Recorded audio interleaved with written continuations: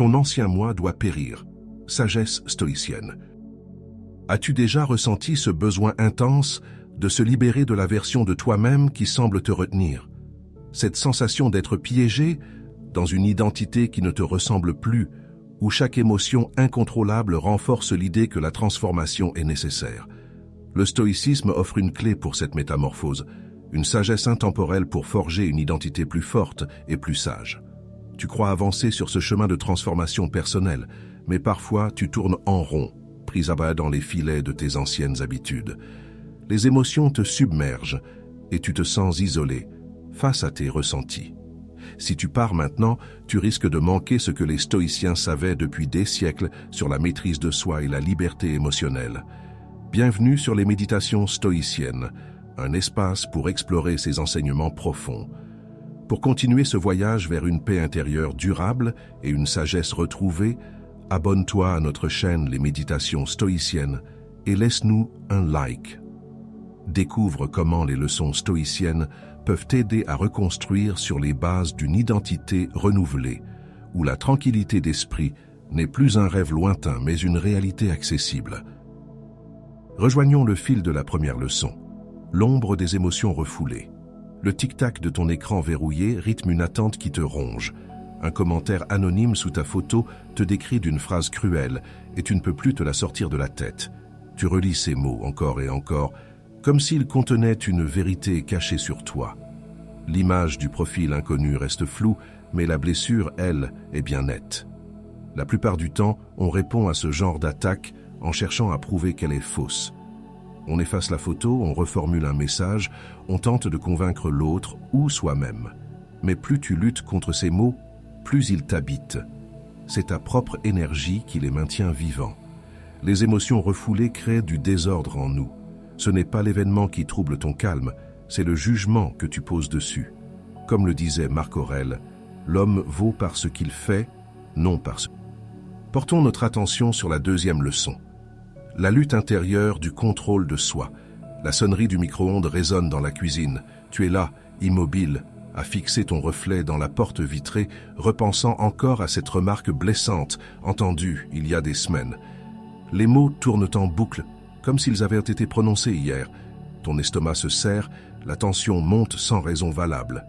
Souvent, tu tentes de te défendre mentalement, de rejouer la scène pour mieux la comprendre ou pour imaginer ce que tu aurais dû répondre.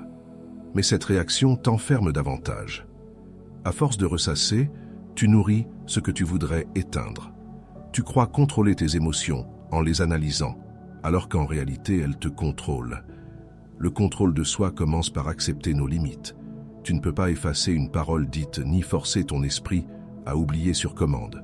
Le principe stoïcien ici est simple, faire ta part, puis lâcher.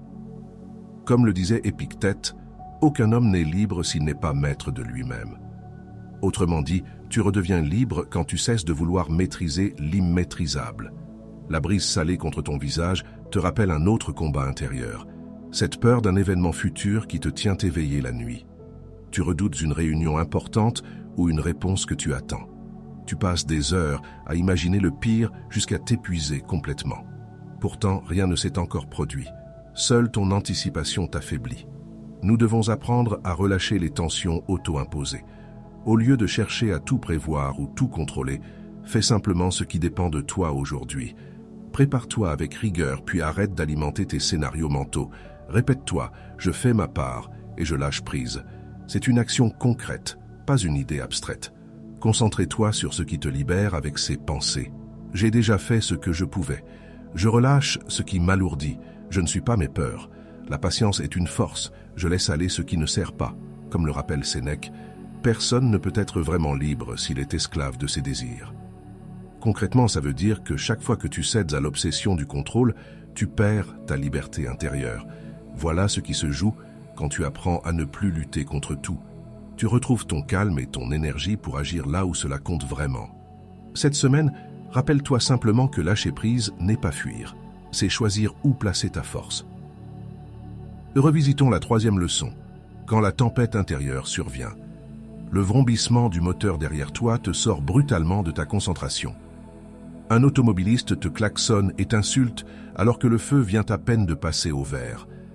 Tu sens la tension monter dans tes épaules, ton regard se durcit dans le rétroviseur. En un instant, ton calme s'évapore sous le choc de sa colère.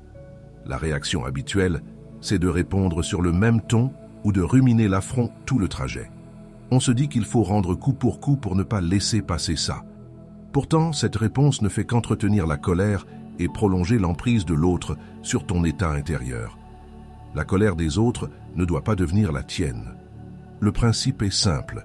Garder son calme quand l'autre perd le sien, c'est rester libre. Chaque fois que tu réagis sans réfléchir, tu donnes ton pouvoir à celui qui t'a provoqué. Comme le disait Sénèque, ce n'est pas que nous ayons peu de temps, c'est que nous en perdons beaucoup. Autrement dit, tu gaspilles ton énergie à nourrir une bataille qui n'existe plus dès que tu décides de ne pas y entrer. Les bips rapides de la caisse rythment la scène suivante. Un client derrière toi soupire ostensiblement pendant que tu cherches ta monnaie trop lentement. Tu sens son impatience peser sur ta nuque comme une pression silencieuse. Là encore, tout en toi voudrait accélérer juste pour apaiser cette tension qui n'est pas la tienne. Pourtant, ce soupir ne dit rien de toi. Il parle seulement de lui. Face à la colère, il y a un choix à faire. Au lieu d'absorber l'émotion de l'autre, recentre-toi sur ta propre attitude. Respire avant d'agir, puis réponds par un geste mesuré ou par le silence. Concrètement, ça veut dire choisir où mettre ton attention, sur ton calme plutôt que sur sa nervosité.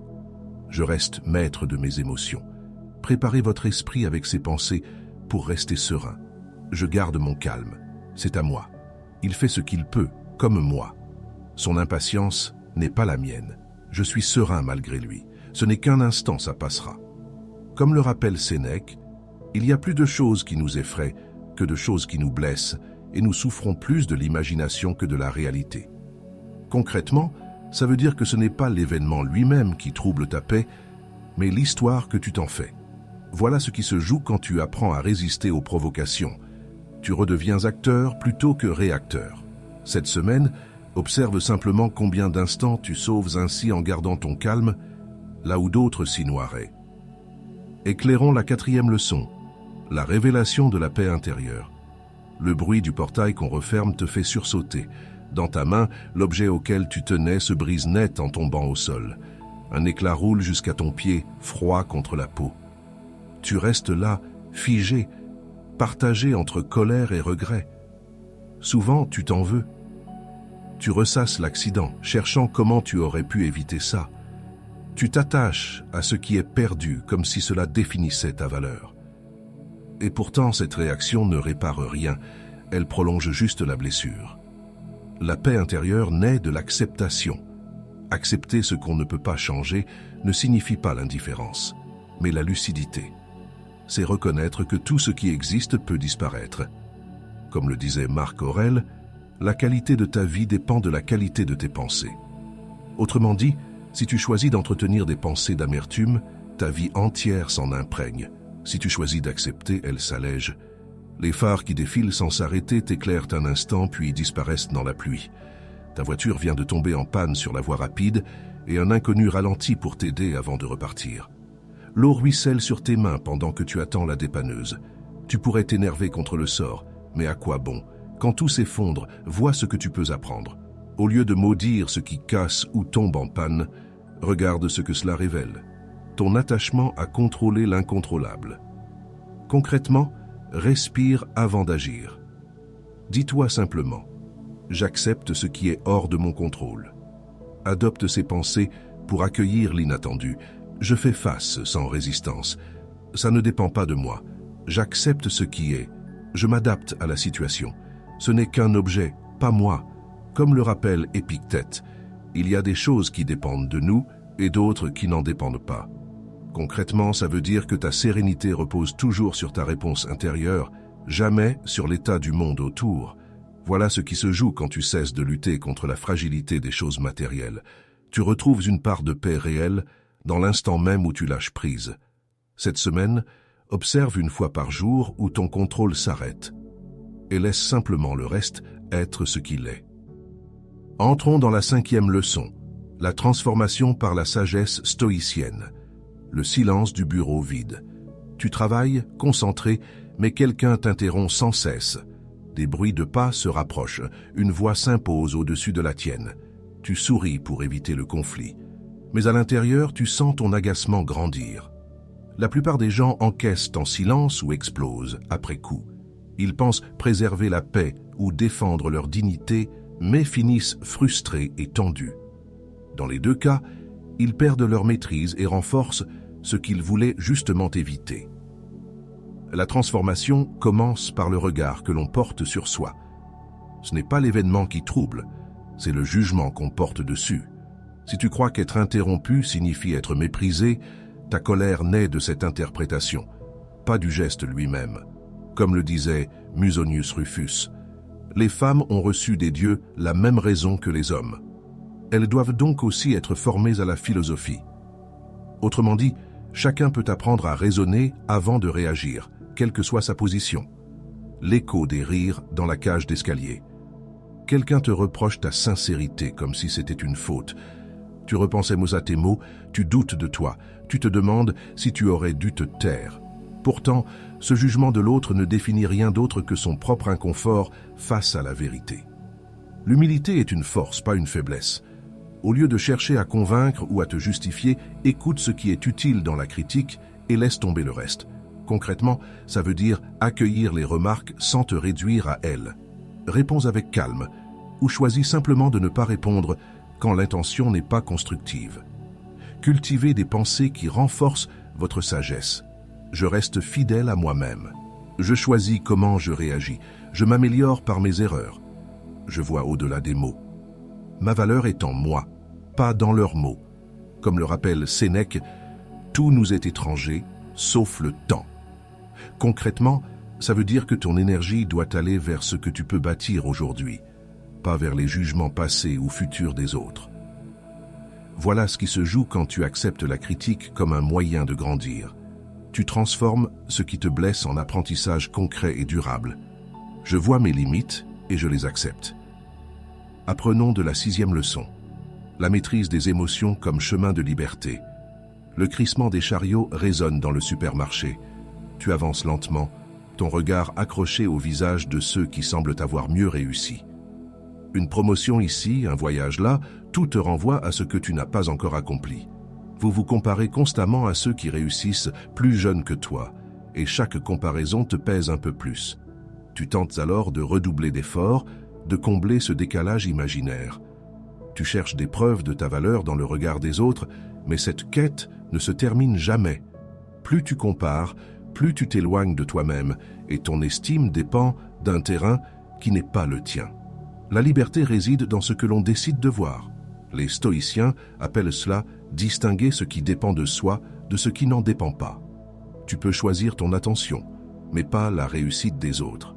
Comme le disait Sénèque, ce n'est pas celui qui possède peu qui est pauvre, mais celui qui désire toujours plus. Autrement dit, la pauvreté commence quand ton esprit court après ce qu'il ne contrôle pas. Le bruit du portail qu'on referme marque la fin d'une journée longue et tendue. Une envie violente te pousse à acheter quelque chose que tu regretteras bientôt.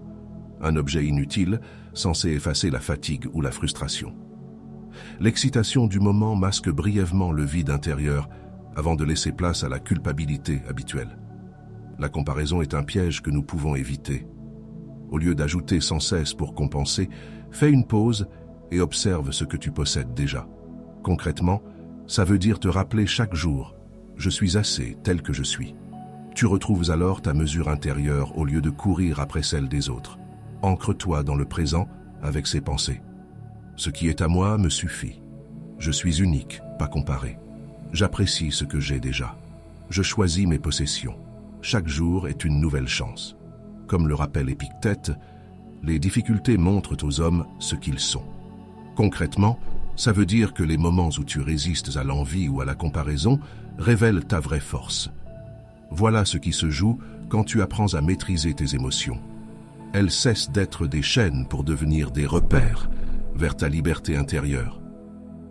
Offrons un espace à la 7e leçon, vers une identité plus forte et plus sage.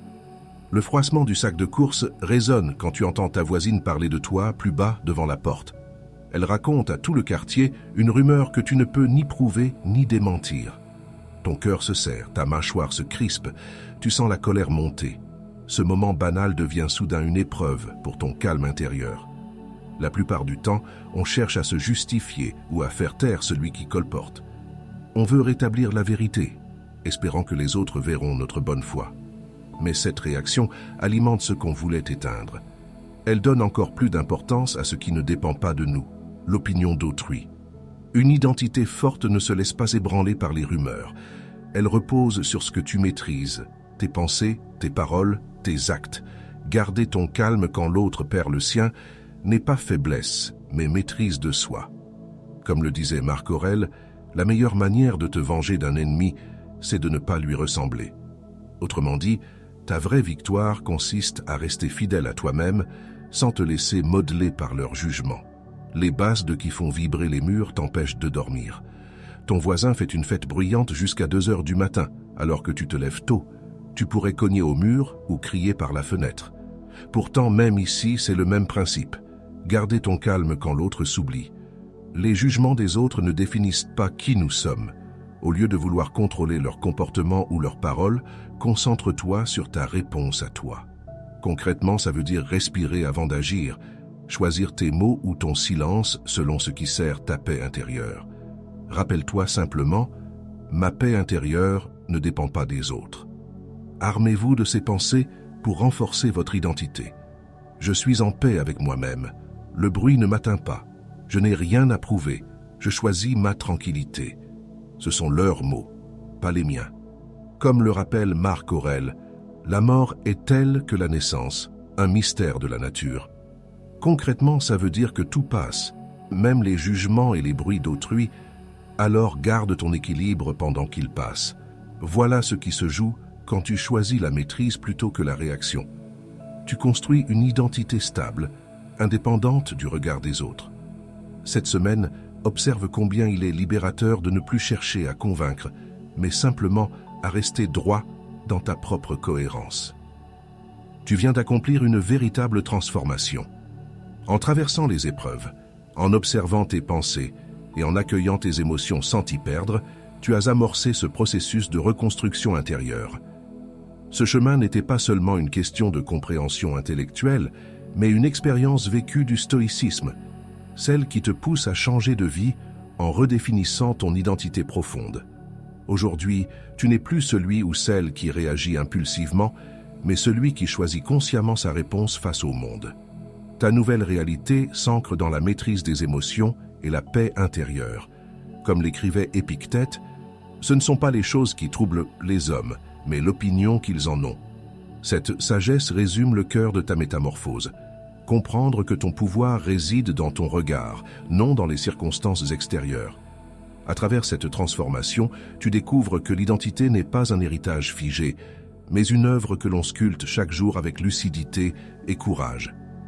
Si cette exploration du stoïcisme t'a inspiré, rejoins notre communauté des méditations stoïciennes pour aller encore plus loin. Abonne-toi à la chaîne, partage ce moment avec ceux qui cherchent eux aussi à changer de vie et raconte-nous en commentaire quelle étape de ta propre transformation te semble la plus décisive. Ensemble, nous cultivons cet espace où la réflexion devient action et où la philosophie reprend tout son sens vivant. Souviens-toi, la paix intérieure ne se trouve pas, elle se construit, un acte à la fois, un souffle après l'autre.